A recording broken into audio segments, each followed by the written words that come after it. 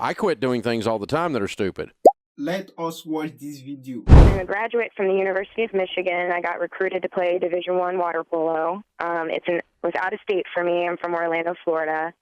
I have about $175,000 with private student loans and federal student loans combined. I'm a high school English teacher. I've been doing it for about 3 years. And I just really need to know what my next step is because I'm in way over my head. I'm so confused. You currently are a high school English teacher. Yes, sir. And you have $175,000 in student loans? Yes, sir. Out of state. And what does this have to do with water polo? I was recruited to play Division I water polo for them. And you went there and it cost you $175,000 to play water polo? I did not get the money I was promised. And you kept on anyway? I don't quit. I quit doing things all the time that are stupid. Yeah, it was my passion and dream, so now I'm paying for it. $175,000 for water polo. Division I, yes, sir. Okay, and so now you make what a year? $38,500. Okay. Well, I not to beat up on you, but I think it's going to be a really good exercise in wisdom for you to admit this was a dumb idea, regardless of whether it was your passion. Yes. You did not get a bargain. No. This is not good for your life. Had you to do it over, you would not do it this way. Please tell me that. Yes, if I didn't meet the love of my life, I would agree 100%. Period. It doesn't cost $175,000 to meet the love of your life. This eHarmony doesn't cost that much. Okay, you could go to school and meet the love of your life and not go $175,000 in debt to play water polo. So we cannot in any way rationalize this or justify this. Now, this is not to beat you up, but it does help you to go forward. You need to have learned the lessons. Now, are you married to your love of your life? Not yet.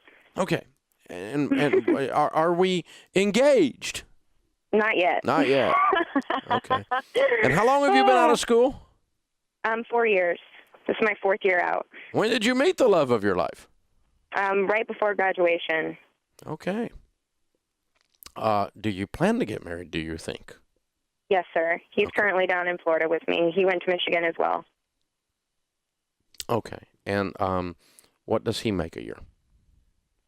He he was trying to make the NFL. He was with the Saints. He's currently looking for a job himself. Okay. And what was his degree in? His degree was history. Okay.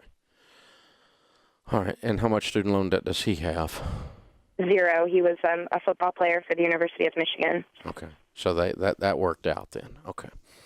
All right. Well, I think you're going to, at some point, combine your household income and be able to attack this. But it's going to be a long road until you get your incomes up.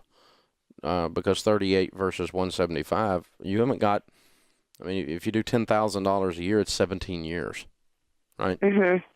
And if you do $20,000 a year, that's living on literally beans and rice.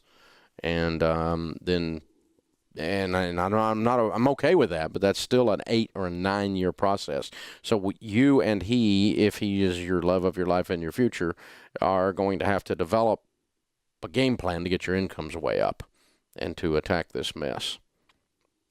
So, thanks for the call. Is this the part of the show where I go and find her parents and strangle them for not parenting her while she's in college and saying, no, you cannot do this? Why does somebody that loves this girl not interject themselves into her life and say, Casey, this is stupid. You're going to destroy the next decade of your life to play water polo? $175,000 in debt while playing Division I sport. I mean, this didn't work out. This didn't work out. And this is why we have a student loan catastrophe in this country. Because you have a government that will loan her $175,000. No moron on this planet. I mean, if you have 2 brain cells to rub together and you work in a bank, you wouldn't have made this loan. $175,000 loaned to an 18-year-old unsecured debt that's going to be a high school teacher and make $38,000 a year. No one would make this loan in their right mind, but you and I as taxpayers did, because we deem education so important that it does not trump stupidity. And it's just, bless her heart, I feel so bad for her. She's so freaking trapped right now.